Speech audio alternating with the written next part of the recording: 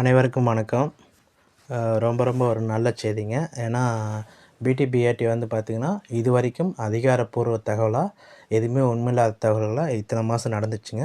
இது வந்துட்டுருந்துச்சு, பரவப்பட்டு வந்தது. ஆனால் இன்றைக்கி வந்து பார்த்திங்கன்னா, அஃபீஷியல் வந்து பார்த்திங்கன்னா நியூஸாக வந்திருக்குங்க. டிஆர்பி தரப்பில் வந்து பார்த்திங்கன்னா, எல்லா டிபார்ட்மெண்ட்டுக்கும் உண்மையாலுமே லாஸ்ட் வீக்கில் தாங்க போயிருக்காட்டுக்கு. அதுதான் உண்மை. இதுக்கு முன்னாடி போயிட்டு வந்தது சொன்னது எல்லாமே எந்த அளவுக்கு உண்மைன்னு தெரியலைங்க. ஆனால் இந்த டைம் வந்து பார்த்திங்கன்னா கன்ஃபார்மாக போயிடுச்சு. அதில் முதல் கட்டமாக வந்து பார்த்திங்கன்னா, சென்னை பெருநகர சென்னை மாநகராட்சி சென்னை கார்ப்பரேஷன் வந்து பார்த்திங்கன்னா யாரெல்லாம் செலக்ட் பண்ணி, அதாவது அவங்களுக்கு லிஸ்ட்டு வந்துருந்துச்சோ செலெக்ஷன் லிஸ்ட்டில் வந்து பார்த்திங்கன்னா அவங்களுக்கே அந்த லாஸ்ட்டு காலமில் கொடுத்துருப்பாங்க.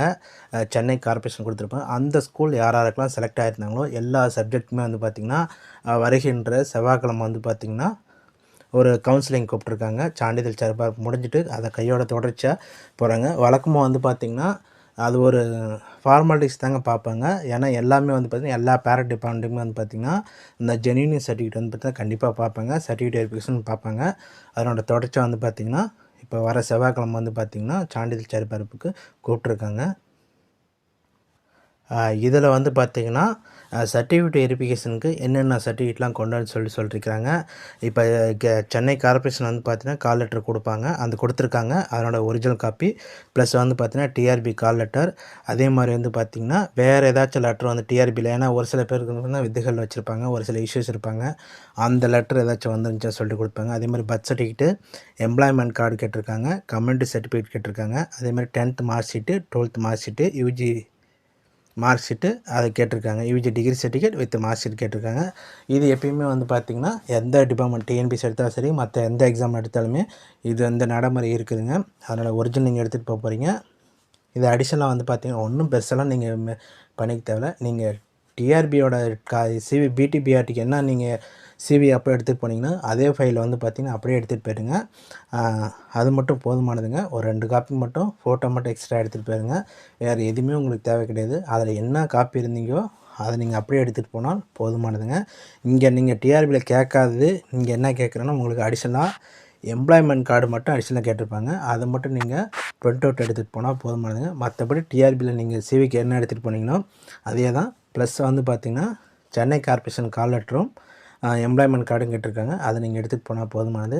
இது ரொம்பவே நல்ல, இது வரைக்கும் எதிர்பார்த்துட்டு இருந்தாங்க. ஏன்னா பல்வேறு கட்ட சோதனைகள் இருந்துச்சுங்க. இது ஒரு ஆறுதல் விஷயம். ஏன்னா இப்போ ஸ்கூல் எஜுகேஷன் டிபார்ட்மெண்ட்லேயே கேஸ் இருந்தாலுமே அவங்க வந்து அதனால் தவிர்க்கிறதுக்கு வந்து தனியாக அவங்க பெட்டிஷன் ஃபைல் பண்ணால் போதுங்க. ஸ்டே வெக்கேட் பெட்டிஷனோ அல்லது இதுக்கு வந்து எந்த பிரச்சனையும் சொல்லிட்டு அவங்க வந்து பார்த்திங்கன்னா கம்ப்ளைண்ட்ஸ் ரிப்போர்ட் வந்து தாக்கல் பண்ணால் போதுமானது. அதை வச்சு அவங்க அடுத்த மூமெண்ட்டுக்கு போயிடலாங்க. அதனால் மேக்ஸிமம் இந்த மாதத்துலேயே கண்டிப்பாக எதிர்பார்க்கலாம்.